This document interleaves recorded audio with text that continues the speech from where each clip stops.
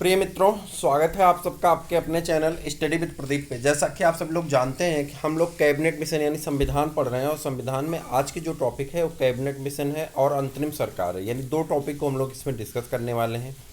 चलिए तो स्टार्ट करते हैं बिना वक्त गंवाएं और देखते हैं क्या क्या दिया गया है इसमें कैबिनेट मिशन में। जैसा कि आप जानते हैं, द्वितीय विश्व युद्धोपरांत यानी दूसरा विश्व युद्ध खत्म हो चुका है। 1945 में दूसरा विश्व युद्ध खत्म होता है। ब्रिटेन में नई सरकार आती है। ब्रिटेन में 1945 में हुए आम चुनाव में सर क्लाइमेट एटली किसकी सरकार आती? क्लाइमेट एटली की सरकार आती है, के नेतृत्व में लेबर पार्टी की उदारवादी दृष्टिकोण वाली सरकार बनी। 14 मार्च 1946 को प्रधानमंत्री एटली ने हाउस ऑफ कॉमन्स में यह घोषणा की कि भारतीयों को स्वतंत्र होने का अधिकार है। इसके लिए उन्हें कैबिनेट मंत्रियों की एक 3 सदस्यीय मिशन, जिसके सदस्य स्टेपर्ट क्रिप्स व्यापार बोर्ड के अध्यक्ष थे, स्टेपर्ट क्रिप्स, लॉर्ड पैंथिक लॉरेंस जो कि भारत सचिव थे, और एबी अलेक्जेंडर जो कि नौसेना मंत्री थे। इन तीनों के साथ एक मिशन भेजा जाता जिसका नाम कैबिनेट मिशन था, तथा जिसे कैबिनेट मिशन नाम दिया गया या कहा जाता है, को मार्च 1946 में भारत भेजा गया। प्रश्न पूछा गया कब भेजा गया, तो आप कहेंगे 1946 नहीं, एक बार महीना भी पूछा गया है यूपीपीसीएस में, तो आप कहेंगे कि मार्च 1946 में भेजा गया था।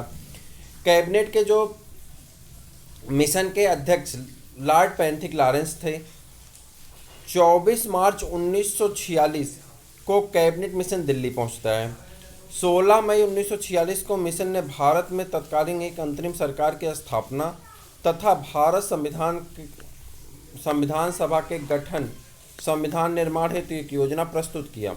योजना के अंतर्गत निम्नलिखित प्रावधान थे यथा: भारत का एक संघ होगा, यानी जो राज्य हैं उनका क्या होगा? संघ होगा। फेडरेशन शब्द यहाँ पे यूज नहीं किए गए हैं, जिसमें ब्रिटिश प्रांत तथा देशी रियासतें शामिल होंगी। संघीय विषयों के अतिरिक्त सभी विषय एवं अवशिष्ट शक्तियाँ प्रांतों में निहित होंगी। भारत की एकता बनाए रखी जाए। इसके लिए मुस्लिम लीग द्वारा पाकिस्तान की मांग को ठुकरा दिया गया। आपसे पूछा जाएगा किस एक्ट में, तो आप कहेंगे कैबिनेट मिशन में। संविधान सभा का गठन प्रांतीय विधानसभाओं तथा देशी रियासतों के प्रतिनिधियों द्वारा किया जाएगा, जिससे प्रांतीय विधानसभा सदस्यों द्वारा संविधान सभा के सदस्यों का चुनाव अप्रत्यक्ष निर्वाचन प्रणाली द्वारा, न कि वयस्क मताधिकार के आधार पर किया जाएगा। सामान्यतः 10 लाख की जनसंख्या पर एक प्रतिनिधि संविधान सभा के लिए चुना जाएगा। प्रत्येक प्रांत को उसकी जनसंख्या के अनुसार स्थानों का आवंटन किया जाएगा, जो वहाँ के प्रमुख समुदायों के मध्य उनकी जनसंख्या के अनुपात में विभक्त होगा। प्रत्येक समुदाय के प्रतिनिधि विधानमंडल में अपने समुदाय के सदस्यों द्वारा ही चुने जाने थे। मान्यता प्राप्त समुदाय थे, जैसे कि सामान्य, मुस्लिम, सिख, और ठीक केवल पंजाब में सिख थे। तो कह रहा है कि प्रत्येक समुदाय के प्रतिनिधि जाएंगे विधानमंडल में, वो अपने समुदाय के द्वारा ही चुने जाने थे। मान्यता प्राप्त समुदाय जो थे सामान्य थे, मुस्लिम थे और सिख थे। सिख केवल पंजाब में थे। ठीक। देशी रियासतों के सदस्य का चुनाव समझौता समिति, जो प्रांतों से संविधान सभा के लिए चुने गए सदस्यों से गठित होगी, एवं देशी रियासतों की ओर से गठित समिति के बीच पारस्परिक विचार विमर्श से किया जाएगा। संविधान सभा की कुल सदस्य संख्या 389 थी। कितनी थी? 389 निश्चित की गई थी, जिसमें ब्रिटिश प्रांत के 292 क्षेत्र, देशी रियासत के 93 क्षेत्र तथा चीफ कमिश्नर के 4 प्रतिनिधि थे। ब्रिटिश प्रांतों में 296 प्रतिनिधियों, 292 + 4 का संप्रदाय के आधार पर विभाजन इस प्रकार था: सामान्य जो लोग थे 213, मुस्लिम 79 यानी 79 और सिख 4। ब्रिटिश भारतीय प्रांतों को 3 भागों यथा भागका, भागखा, भाग्गा के में बांटा गया। भागका के तहत शामिल प्रांत मद्रास, मुंबई, संयुक्त प्रांत यानी उत्तर प्रदेश था। भागका में मद्रास, मुंबई, संयुक्त प्रांत यानी उत्तर प्रदेश था। बिहार, मध्य प्रदेश और उड़ीसा। भागखा में जो थे तहत शामिल प्रांत जैसे पश्चिमोत्तर सीमा प्रांत, पंजाब और सिंध था। और भागगा में जो थे असम और बंगाल को रखा गया था। प्रांतों के लिए अलग संविधान के निर्माण का प्रावधान था। हैदराबाद एक ऐसी रियासत थी जिसके प्रतिनिधि संविधान सभा में सम्मिलित नहीं हुए थे। प्रश्न यही पूछा जाता, बाकी आपसे नहीं पूछा जाता। डाटा ज़्यादा कलेक्ट करने की कोशिश मत करिए, कोशिश करिए जहाँ से प्रश्न ज़्यादा पूछा जाता तो आपसे यही पूछा जाता कि निम्नलिखित में से कौन सा ऐसा प्रतिनिधि है जो कैबिनेट मिशन में शामिल नहीं हुआ था, तो आप तुरंत कहेंगे हैदराबाद रियासत। क्लियर। अंतरिम सरकार की एक रूपरेखा देख लेते हैं। कैबिनेट मिशन योजना के तहत 1 अगस्त 1946 को लॉर्ड वेबल के कांग्रेस अध्यक्ष जवाहरलाल नेहरू को अंतरिम सरकार के गठन के लिए निमंत्रण दिया। कह रहा कैबिनेट मिशन योजना के तहत 1 अगस्त 1946 को लॉर्ड वेबल ने कांग्रेस अध्यक्ष जवाहरलाल नेहरू को अंतिम सरकार के गठन के लिए निमंत्रण दिया। 24 अगस्त 1946 को प्रथम अंतरिम राष्ट्रीय सरकार की घोषणा की गई। 24 अगस्त 1946 को प्रथम अंतरिम सरकार की घोषणा की गई तथा 2 सितंबर 1946 को पंडित जवाहरलाल नेहरू के नेतृत्व में एक अंतरिम सरकार गठित हुई, जिसका अध्यक्ष वायसराय बेबिल था, जबकि उपाध्यक्ष जवाहरलाल नेहरू सहित परिषद के कुल 13 सदस्य थे। प्रारंभ में मुस्लिम लीग अंतरिम सरकार में शामिल नहीं हुई, लेकिन लॉर्ड बेबिल के प्रयास से 26 अक्टूबर 1946 को मुस्लिम लीग भी सरकार में शामिल हो गई। मंत्रिमंडल का कुछ इस प्रकार से रूपरेखा है, जिस रूपरेखा में दिया गया वायसराय बेबिल जो थे वो क्या थे, मंत्रिमंडल के अध्यक्ष थे। जवाहरलाल नेहरू कार्यकारी परिषद के उपाध्यक्ष और विदेशी मामलों को और तथा राष्ट्रमंडल में शामिल थे, इनको ये मंत्रालय जान लीजिए दिया गया था। वल्लभ भाई पटेल की बात कर लें, गृह सूचना और प्रसारण मंत्री थे। जान मथाई, डॉक्टर जान मथाई उद्योग और आपूर्ति मंत्री थे। ये सब पूछे जाते हैं कि अंतरिम सरकार में किसको क्या दिया गया था, तो आपसे पूछा जाता है, इसको याद रखना। जहाँ पे आप ताज़ा गवर्नमेंट की बातें होती हैं वहाँ पे आपसे ये भी अंतरिम गवर्नमेंट की भी बातें कभी कभी पूछ ली जाती हैं। सरदार बलदेव सिंह रक्षा मंत्री, सी राजगोपालाचारी शिक्षा मंत्री,